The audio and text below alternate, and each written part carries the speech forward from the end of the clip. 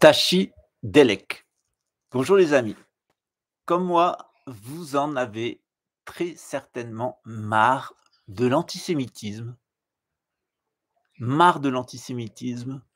et marre des accusations d'être antisémite. En réalité, on est dans une espèce de terrain de tennis où d'un côté, toutes sortes de personnes les plus irrespectables possibles se disculpent en sortant la carte antisémitisme, voire Shoah, ce qui est quand même horrible de se justifier de ces actes les plus épouvantables en invoquant la mort de millions d'innocents par une idéologie. Et on va aller cette semaine au cœur des liens entre les différentes idéologies modernes. Et puis de l'autre côté, eh bien, des gens qui sont antisémites, qui ont une haine contre les juifs, une haine contre les musulmans. Vous savez qu'en Allemagne, en ce moment, on assiste à des choses horribles, ainsi qu'au Danemark, des gens qui dansent dans les trains, dans les bus, en criant les étrangers dehors, les au camp, au crématorium, etc. Donc on a un espèce de regain de folie comme ça, d'antisémitisme, aussi bien contre les Hébreux, contre les Arabes, donc contre les Juifs et contre les musulmans. Est-ce que c'est notre tradition en France d'être les ennemis des Juifs? Est-ce que c'est notre tradition en France d'être les ennemis des musulmans? Non, parce que la France, elle a une coutume de France et cette coutume de France, elle fait que les Juifs qui étaient, eh bien, présents en Gaule et dans l'Occident avant même, eh bien, l'arrivée des Francs et des Édomites, eh bien, on était en bonne relation.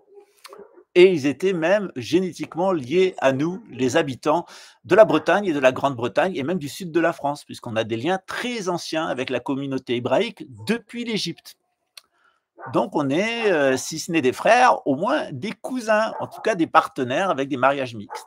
De l'autre côté, l'islam, eh bien, il y a eu un accord de territorialité entre le monde chrétien occidental et oriental, l'époque où il y avait l'empire de Charlemagne et le califat de Bagdad, qui se sont affrontés, qui ont fixé des limites, qui étaient les Pyrénées, et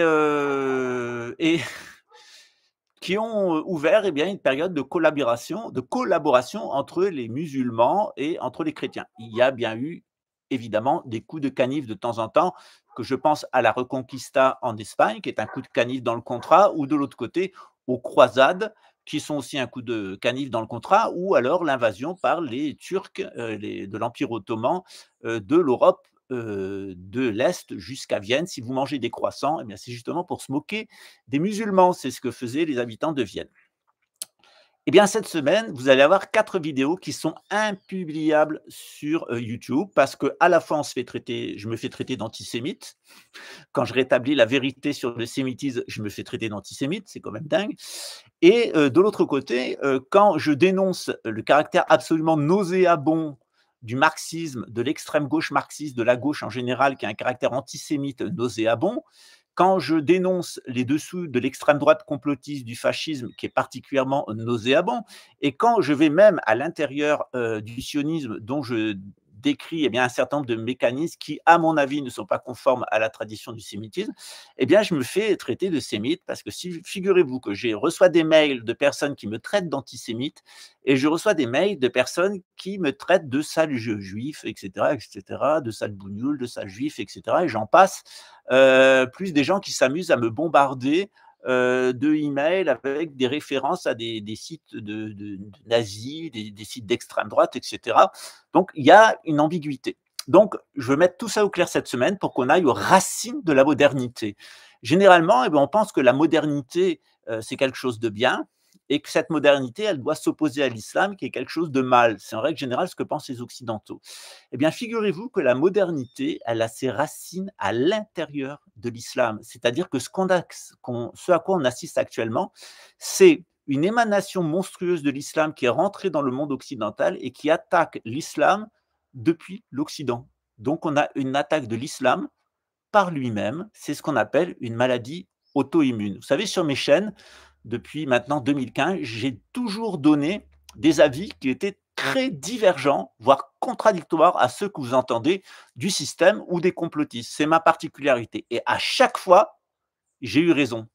Dès le conflit à Gaza, je vous ai dit, ce n'est pas un conflit religieux, ce n'est pas un conflit politique, c'est un conflit économique et il y a un accord au-dessus de la tête des Palestiniens entre le Hamas, dont on l'histoire remonte, aux frères musulmans, au nazisme et un financement par les sionistes eux-mêmes, notamment le Mossad, qui ont fait financer le Hamas pour emmerder le Fatah, l'islam et empêcher la constitution d'un État, palestinien qui soit véritablement le jumeau de l'État israélien. Eh bien, derrière ça, il y a une guerre économique pour le gaz et pour un canal qui rapportera, rien que le canal, 4 milliards à la fois à Israël et à la fois au Hamas, parce que ne vous inquiétez pas, c'est comme tout le temps dans toutes ces guerres-là, il y a des gens qui veulent tout.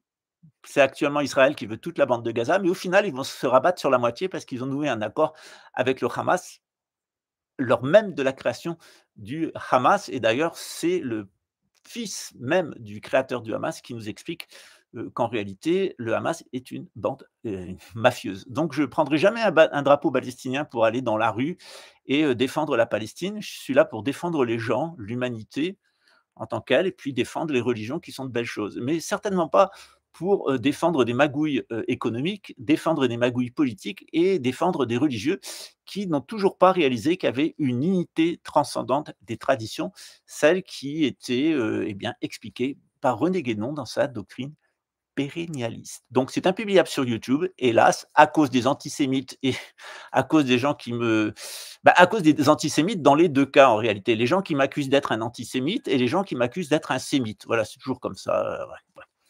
Tréfinguet, il plaît pas.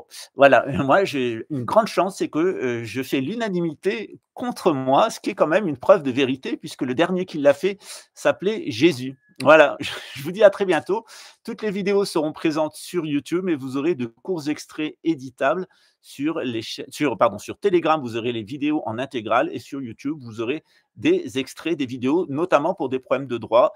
Pour l'instant, on n'est pas très embêté sur Telegram, donc j'en profite, d'avoir des emprunts souvent dans des différents sources, dont Netflix et Historia et d'autres chaînes et d'autres canaux où il y a vraiment des problèmes de droit. Pour l'instant, ça passe sur Telegram.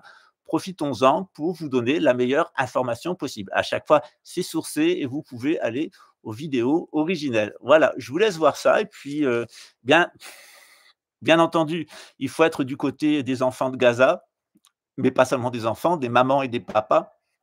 Et il faut être aussi du côté donc des Palestiniens, mais il faut être aussi du côté des Israéliens, de tous ceux qui se sont fait tuer, de tous ces Juifs qui se sont fait tuer depuis la création de cet État voulu par les Édomites et leurs complices, les illuministes khazars. À très bientôt. Ciao.